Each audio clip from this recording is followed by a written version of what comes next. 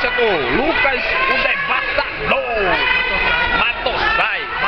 Matossai, essa porra mesmo, da equipe Leros faz 5, continuando. Predador, Lucas Predador. Lucas Predador. Predador Matossai. É o Predador Matossai. Pronto. E aí, Lucas, a pergunta é essa, cara. O que você trouxe de experiência do último campeonato que nós participaram lá em Setúbal? Eu trouxe uma derrota vexatória, né? Tipo, vergonhosa. O cara não cometeu os mesmos erros que eu cometi, né?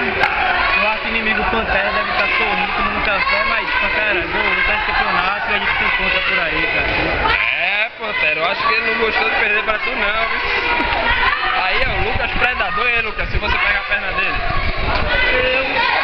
Sim. Meu ponto agora. Vou terminar com o meu ponto. Vamos responder a pergunta com o meu ponto. Dá um autógrafo aqui, um autógrafo. Deixa o cara que eu tô falando, que porra, peraí.